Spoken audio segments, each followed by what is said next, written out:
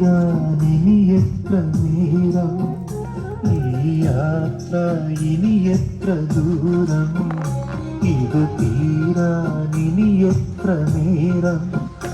എല്ലാം നേടാൻ ഓടുമ്പോൾ നാം മറക്കുന്നീ ചോദ്യങ്ങൾ. എല്ലാം നേടാനോടുമ്പോൾ നാം മറക്കുന്നീ ചോദ്യങ്ങൾ.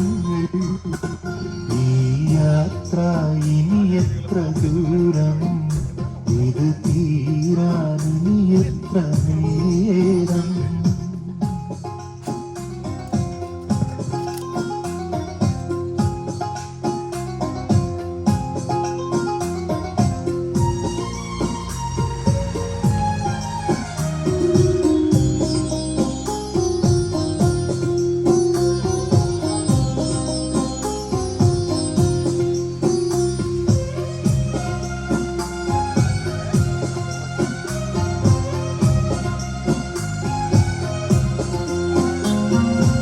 എന്നെന്നും ഈ മണ്ണിൽ വാഴാൻ വന്നവനെ പോൽ നീ വെറുതെ കൊന്നു നിൻ സമയം തീർക്കുമ്പോൾ ഒന്നൊരു നിമിഷം ഓർക്കണേ.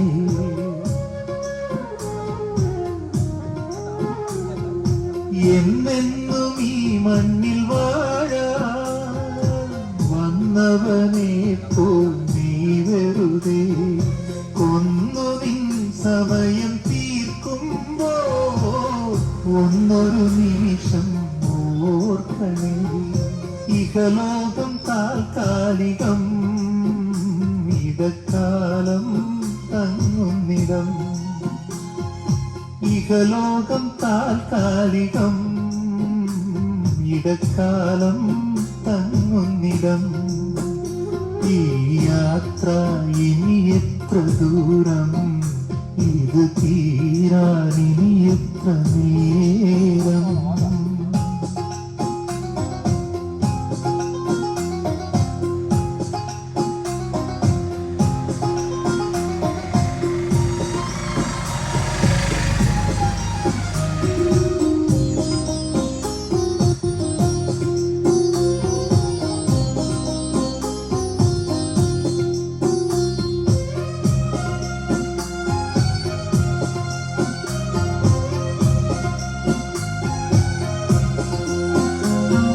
സർവം പിടിച്ചടക്കും തിരക്കിൽ മറന്നു നീയെങ്കിലും ഒരിക്കൽ മരണം നിന്നെയും തേടി വരും. മറക്കാതെ നിന്നെ കൊണ്ടുപോകും.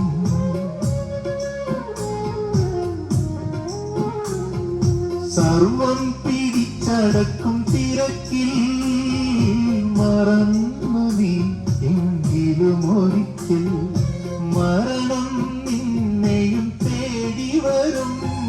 മറക്കാതെ നിന്നെ കൊണ്ടുപോകും. മയക്കുന്ന ലോകം കണ്ട് മറക്കുന്നോ ലക്ഷ്യങ്ങൾ. മയക്കുന്ന ലോകം കണ്ട് മറക്കുന്നോ ലക്ഷ്യങ്ങൾ. യാത്ര ഇനി എത്ര ദൂരം, ഇത് തീരാനിനി എത്ര നേരം. ഈ യാത്ര ഇനി എത്ര ദൂരം, ഇത് തീരാനിനി എത്ര നേരം. എല്ലാം നേടാനോടുമ്പോൾ നാം മറക്കുന്നീ ചോദ്യങ്ങൾ. എല്ലാം നേടാനോടുമ്പോൾ നാം മറക്കുന്നീ ചോദ്യങ്ങൾ. ഈ യാത്ര ഇനി എത്ര ദൂരം, ഇത് തീരാനിനി എത്ര.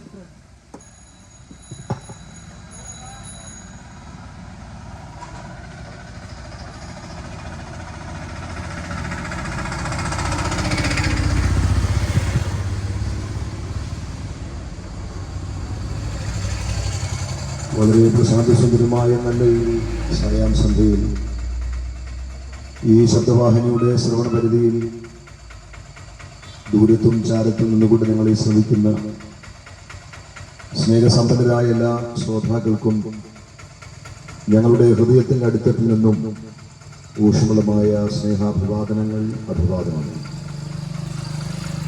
നാം പാർക്കുന്ന സമൂഹത്തെ മാരകമായി ഗ്രസിച്ചുകൊണ്ടിരിക്കുന്ന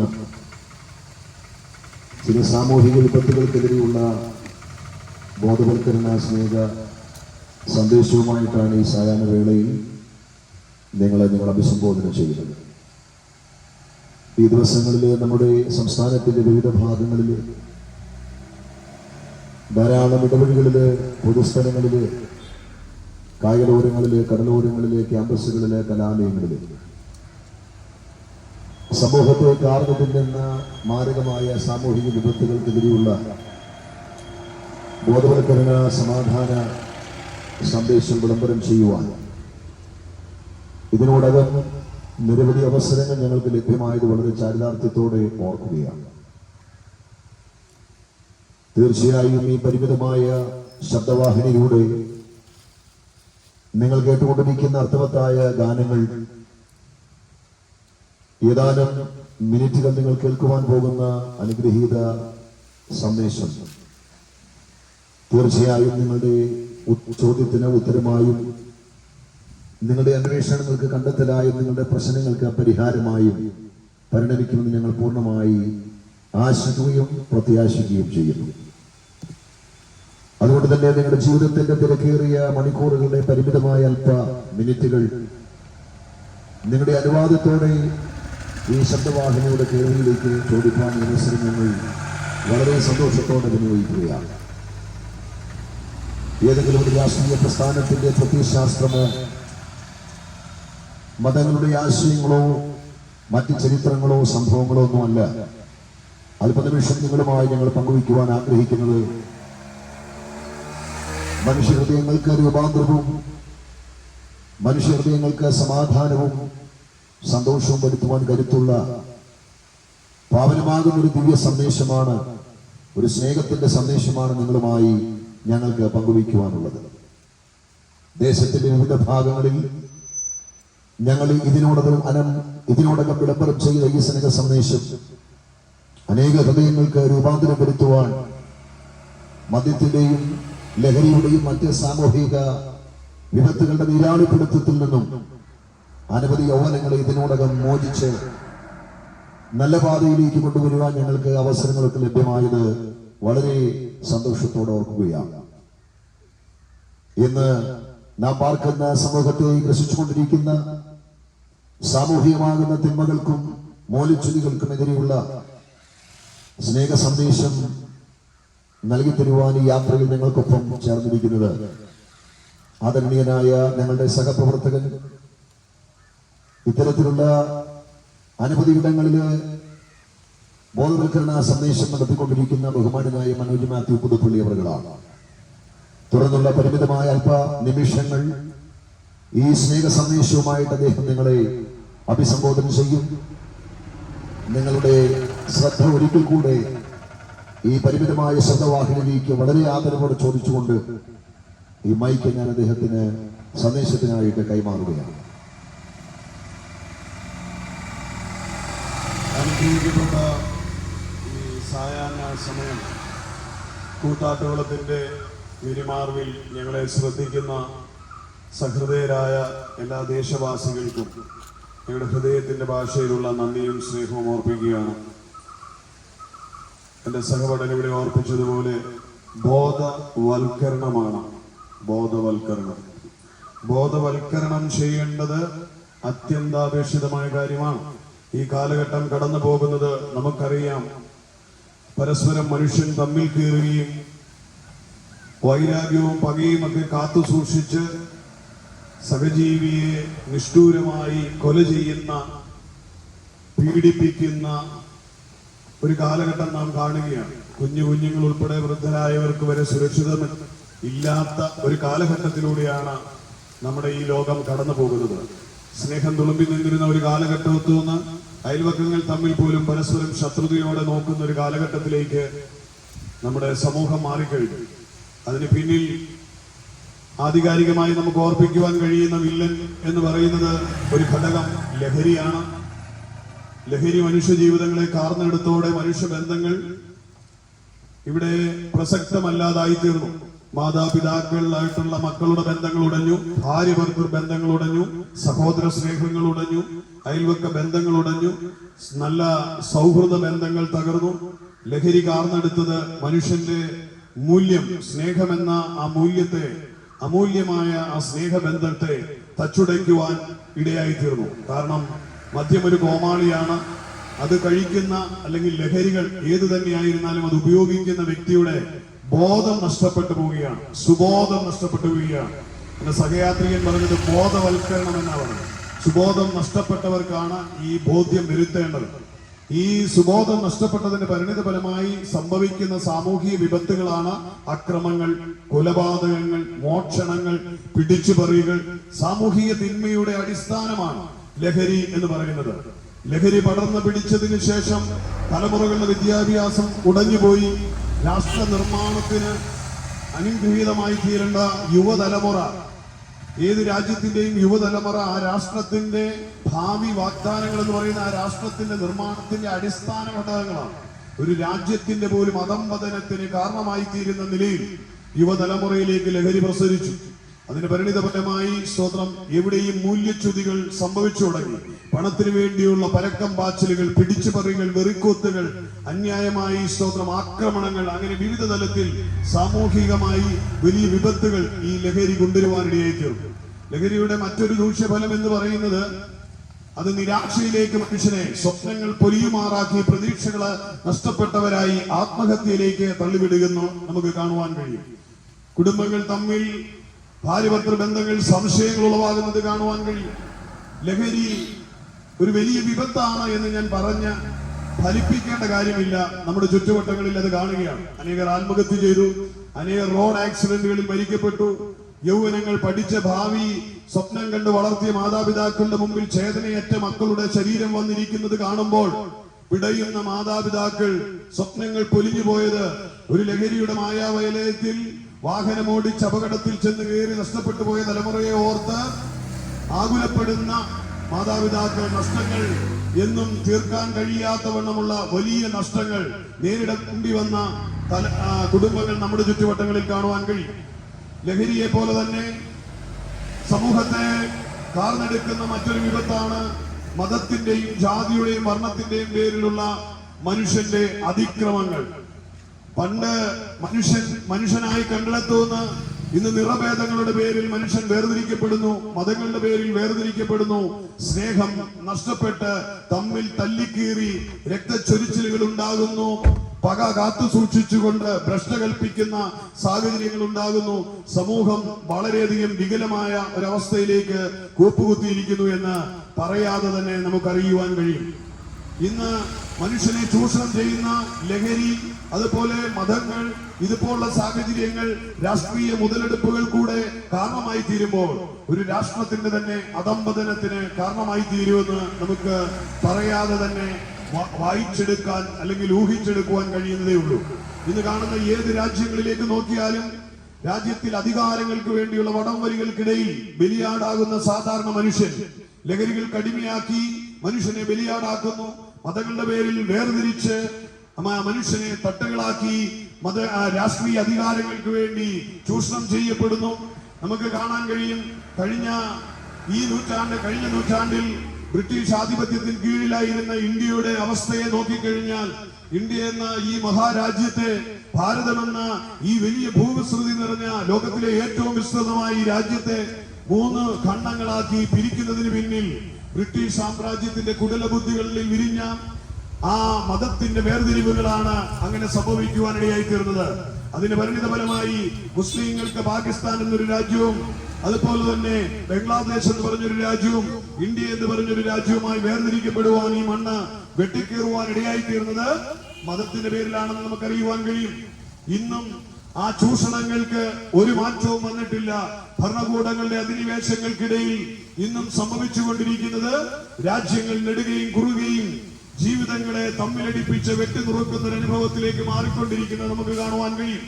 എന്നെ കേൾക്കുന്ന പ്രിയമുള്ളവരെ, ഈ വിഷയങ്ങളെ ഉയർത്തിക്കാട്ടുവാനല്ല ഞാൻ ഇവിടെ വന്നത്. സമൂഹം അധംപതിക്കുന്നതിന്റെ പിന്നിലെ കാരണം എന്താണ് എന്ന് സൂചിപ്പിക്കുവാനുള്ളതാണ്.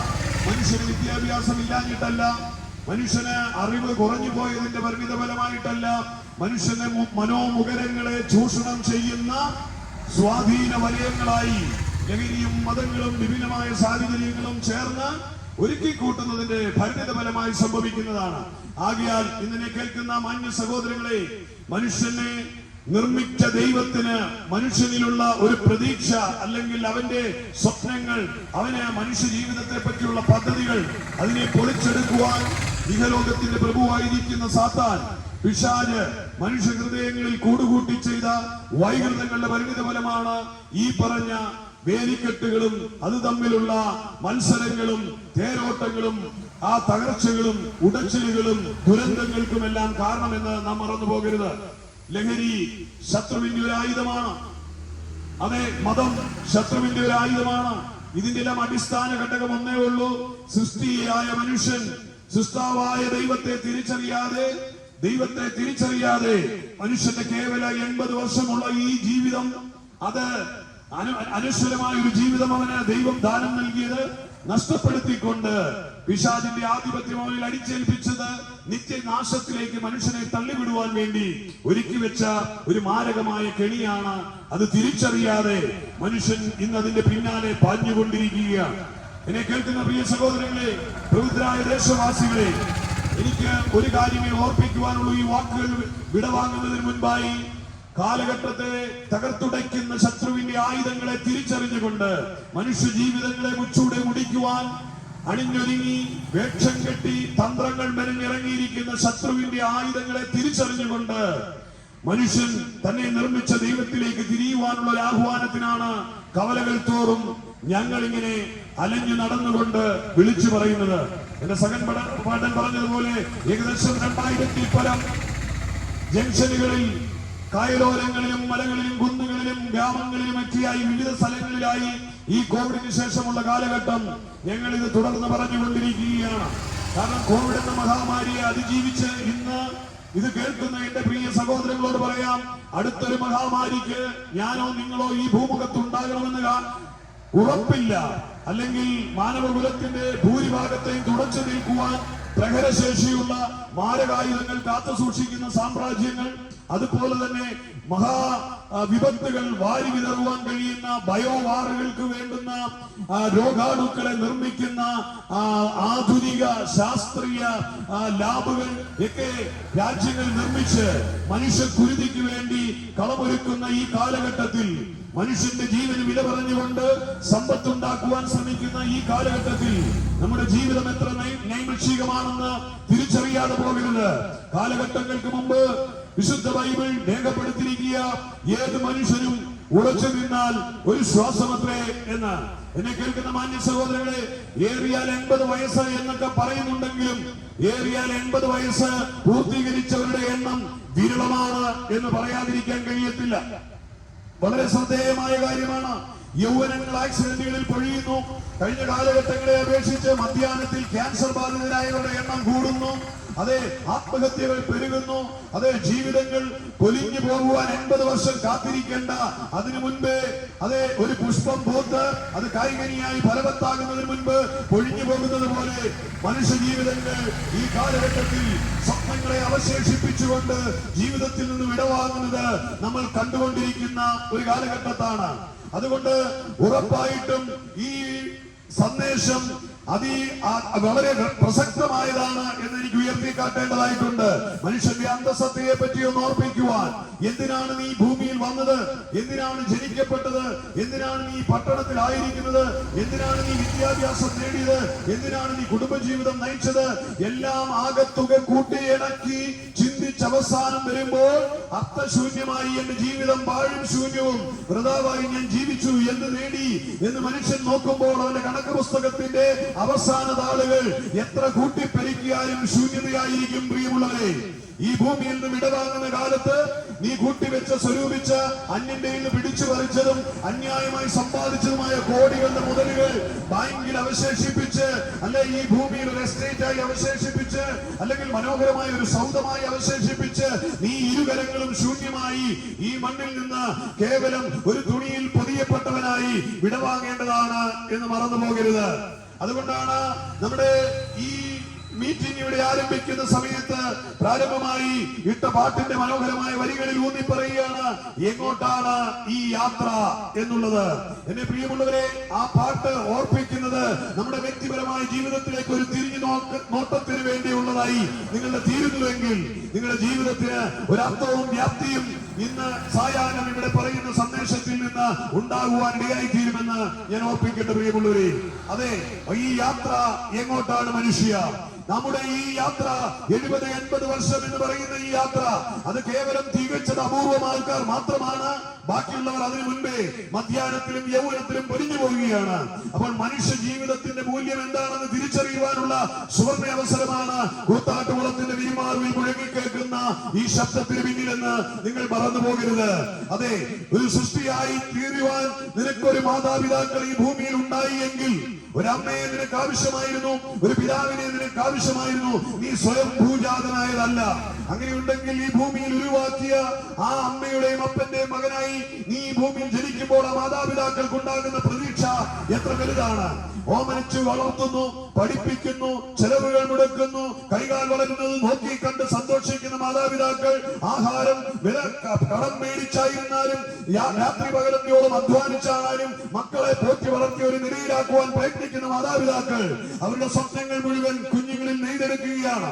അങ്ങനെ ഇഹലോകത്തിലെ ഒരു മാതാവും പിതാവും വളരെ പ്രതീക്ഷയോടെ വളർത്തി വരുന്ന കുഞ്ഞ് 18-20 കഴിയുമ്പോൾ അവന്റെ ഇഷ്ടങ്ങൾക്കൊത്തവണ്ണം ഒരു താന്തോന്നിയായി തീരുമ്പോൾ അവരുടെ ഹൃദയം പിടയുന്നത് നമുക്ക് ഊഹിക്കാൻ കഴിയുന്നതിനും അപ്പുറമാണ് പ്രിയമുള്ളവരെ. അതെ, പ്രായം 20 തികയുന്നതിന് മുൻപ് വഴിയിൽ കൈ കാണിച്ചവന്റെ കൂടെ ഇറങ്ങിപ്പോകുന്ന പെൺകുഞ്ഞിനെ ഓർത്ത് പിടയുന്ന മാതൃഹൃദയങ്ങൾ, അതെ 18-20 തികയുന്നതിന് മുമ്പ് ലഹരികൾ കടിമയായി അപ്പനമ്മമാരുടെ മുഖത്ത് നോക്കി ആക്ഷേപിച്ച് തെറിവിളിച്ച് അവരുടെ കൊങ്ങിക്ക് കുത്തിപ്പിടിക്കുന്ന ആ മക്കൾ, അങ്ങനെയുള്ളവരോട് ആ മാതാപിതാക്കൾക്കുണ്ടാകുന്ന വേദന എത്ര വലുതായിരിക്കും.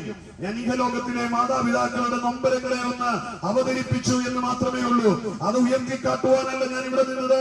മനുഷ്യ സൃഷ്ടിക്ക് പിന്നിൽ ഒരു കേവലം മാതാപിതാക്കൾ ഉണ്ട് എന്ന് പറയുന്നതിനേക്കാൾ ഉപരി മനുഷ്യരാശിയുടെ സൃഷ്ടിക്ക് പിന്നിൽ ഒരു സൃഷ്ടാവായ ദൈവമുണ്ട് എന്ന് ഉയർത്തിക്കാട്ടുവാനാണ് ഞാനത് പറഞ്ഞത്.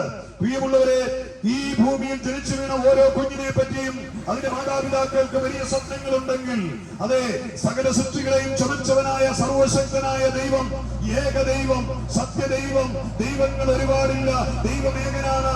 അതെ, ദൈവം സർവശക്തനാണ്. അതെ, ദൈവം പരിശുദ്ധനാണ്, ദൈവം നീതിമാനാണ്, അവൻ ഏക സത്യ ദൈവമാണ്. അവന്റെ പേര് ആ നസ്രയനായ യേശു ക്രിസ്തു എന്നത്രേ. അതെ, ഈ ലോകത്ത് മറ്റൊരുവരെയും ദൈവമെന്ന് വിളിക്കുവാനുള്ള പരിവേഷം മനുഷ്യൻ കൽപ്പിച്ചെങ്കിലും മറ്റൊരുത്തരും അർഹമായ ദൈവമെന്ന് വിളിക്കോ പദവിക്കോ ചാർത്തപ്പെടപ്പെട്ടിട്ടുണ്ടെങ്കിൽ അത് മനുഷ്യന്റെ കേവലം ബുദ്ധിയിലാണെങ്കിൽ, എന്നാൽ ഞാൻ ഇവിടെ പ്രസംഗിക്കുന്ന സർവശക്തനായ ദൈവത്തെ മനുഷ്യ ബുദ്ധികളിൽ സൃഷ്ടിക്കപ്പെട്ടതല്ല. യുഗങ്ങൾക്ക് മുൻപ് ആരംഭവും അവസാനവുമായി തീർന്ന സർവശക്തനായ ദൈവത്തെ പറ്റി പറയുന്നു. അവൻ സകല ദേവന്മാരുടെയും ദേവൻ, സകല രാജാക്കന്മാരുടെയും രാജാവ്, സകല സൃഷ്ടികളുടെയും ഉടയവൻ, സകലത്തിനും കാരണഭൂതനായവൻ. അവൻ മുഖാന്തരം സകലതും ചമയ്ക്കപ്പെട്ടു. വിശുദ്ധ ബൈബിളിന്റെ അടിസ്ഥാന ആധികാരികതയോടെ അതിനെ പറ്റി എഴുതുന്നു. അവന്റെ പേരത്തെ കർത്താവായ യേശു ക്രിസ്തു. അതെ, ആ ഭൂമിക്ക് അടിസ്ഥാനം ഇടുന്നതിന് മുൻപേ അവൻ ഉളവായി. അതെ, ഈ ഭൂമിയെ ചമച്ചതവൻ, സകല സൃഷ്ടികളെയും തികച്ചതവൻ. അങ്ങനെയുണ്ടെങ്കിൽ സകലത്തെയും ചമച്ച സൃഷ്ടാവായ കർത്താവായ യേശു ക്രിസ്തു, അവൻ സൃഷ്ടിയെ നോക്കിക്കൊണ്ട് ആഗ്രഹത്തോടെ വിളിക്കുക ഒരു മടങ്ങി വരവിനായി. അതാണ് ഇന്ന് ഈ തെരുവിൽ മുഴങ്ങുന്ന ശബ്ദത്തിന് പിന്നിലും നിങ്ങളുടെ കാതുകളിൽ വന്നലയ്ക്കുന്നത്. എന്നെ കേൾക്കുന്ന പ്രിയ സഹോദരങ്ങളെ, സൃഷ്ടാവിനാണ് സൃഷ്ടിയെ പറ്റി ഉത്തരവാദിത്വവും ഭാരവും ഉള്ളത്. അങ്ങനെ സർവശക്തനായ കർത്താവായ യേശു ക്രിസ്തുവിന് മാനവകുലത്തിന് അവന് മാനവകുലത്തിന്റെ നഷ്ടത്തെ നികത്തുവാൻ ഒരു പ്രായശ്ചിത്ത കർമ്മം ചെയ്യേണ്ടതിനു വേണ്ടി, മനുഷ്യരാശിയുടെ വിടുതലിന് വേണ്ടി സർവശക്തനായ ദൈവം തന്റെ പൊന്നോമന കുമാരനായ ക്രിസ്തുവിനെ ഈ ഭൂമിയിലേക്ക് അയക്കുന്നത് മനുഷ്യകുലത്തിന്റെ വിടുതലിന് വേണ്ടി. കാരണം നിർമ്മിച്ചവനാണ് ആ സൃഷ്ടിയെ പറ്റി നൊമ്പരമുളവാകത്തുള്ളൂ.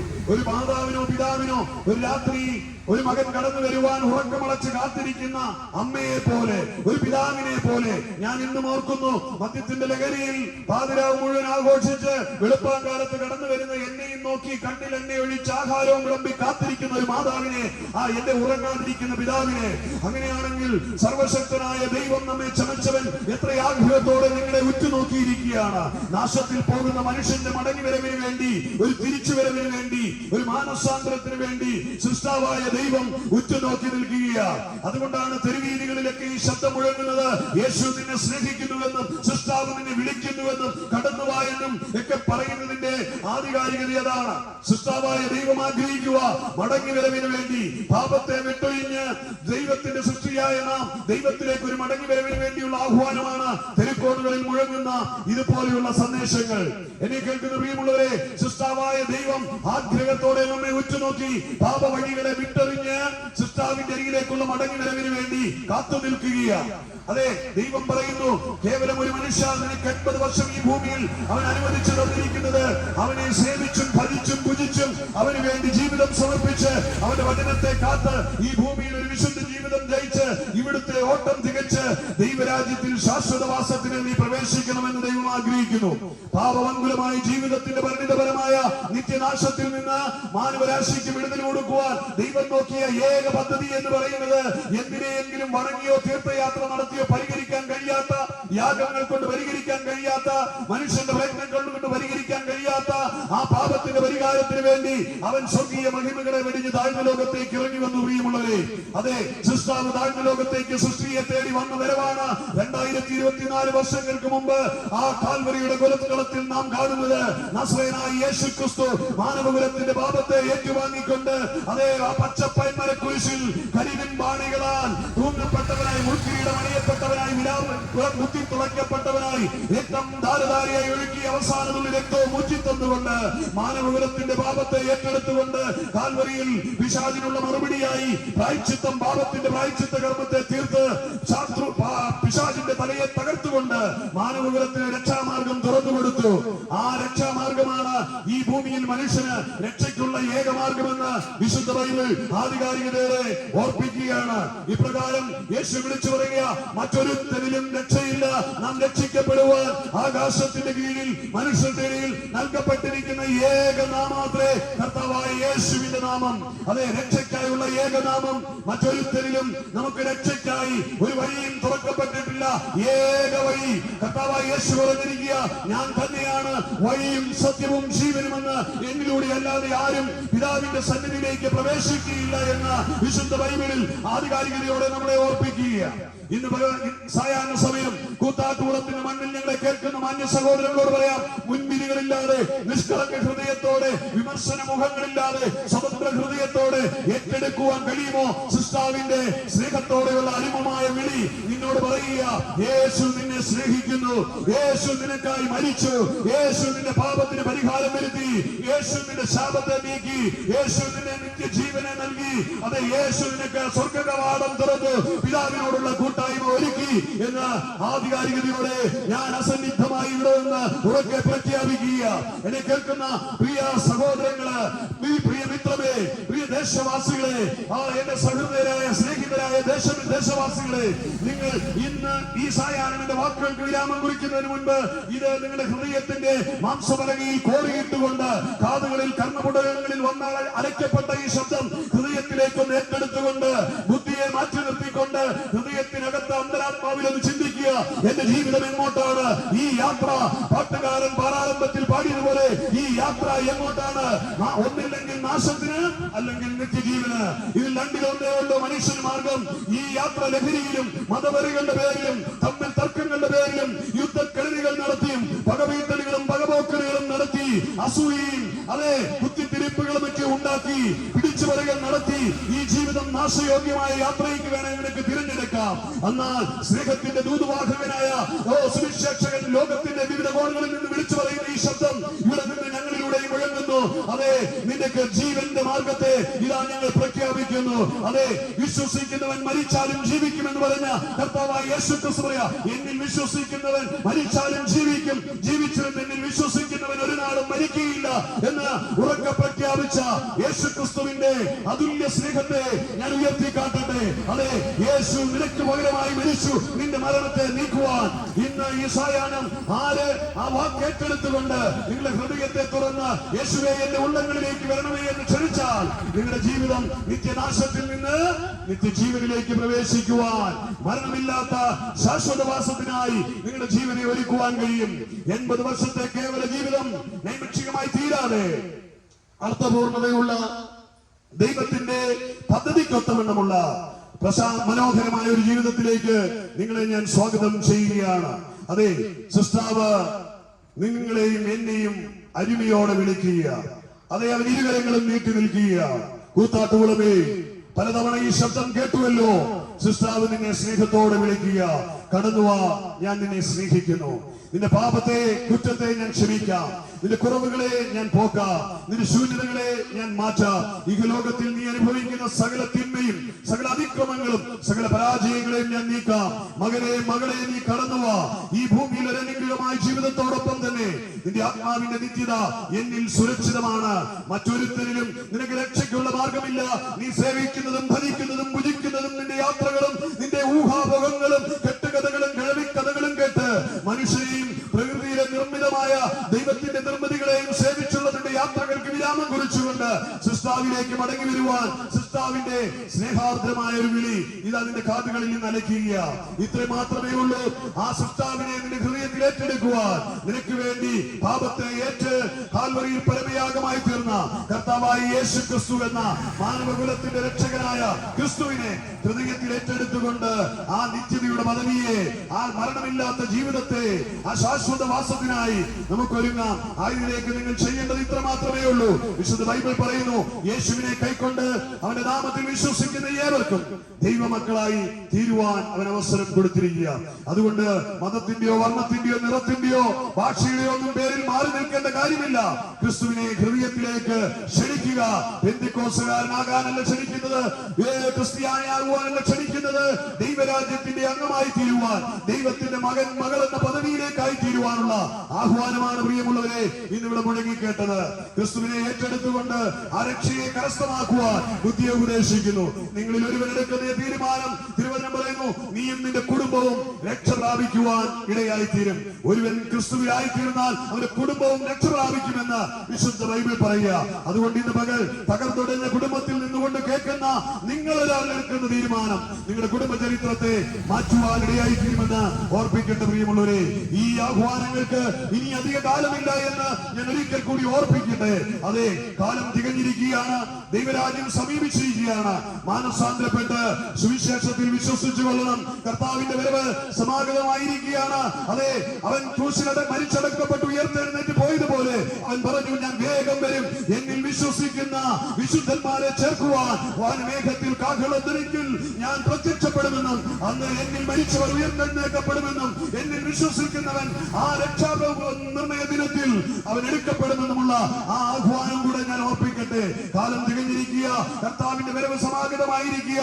ആ രക്ഷയ്ക്കായി ഒരുക്കത്തോടെ പാപവഴികളെ വിട്ട് മാനസാന്തരപ്പെട്ട് നിത്യജീവനിലേക്ക് പ്രത്യാശർപ്പിച്ച് ക്രിസ്തുവിനെ രക്ഷിതാവായി സ്വീകരിച്ച് നിത്യതയെ ഉറപ്പാക്കുവാൻ കൂത്താട്ടുകുളത്തിന്റെ ദേശവാസികളെ ഓർപ്പിച്ചുകൊണ്ട് ഞാൻ വാക്കുകൾക്ക് വിരാമം കുറിക്കുന്നു. കർത്താവ് അനുഗ്രഹിക്കട്ടെ. ഈ സ്നേഹ സന്ദേശം ഇത്രത്തോളം സമയം ഞങ്ങളെ ശ്രദ്ധിച്ചുകൊണ്ടിരുന്ന എല്ലാ പ്രിയപ്പെട്ടവർക്കും ഞങ്ങളുടെ ഊഷ്മളമായ കൃതജ്ഞത രേഖപ്പെടുത്തുന്നു. നിങ്ങളുടെ സകല പ്രശ്നങ്ങൾക്കും നിങ്ങൾ അഭിമുഖീകരിക്കുന്ന എല്ലാ പ്രതിസന്ധികൾക്കും കർത്താവായ യേശു ക്രിസ്തു ശാശ്വത പരിഹാരകനാണ് എന്നുള്ള ആത്യന്തികമായ സ്നേഹ സന്ദേശം ഇതിനോടകം നിങ്ങൾ ശ്രമിച്ചു കഴിഞ്ഞല്ലോ.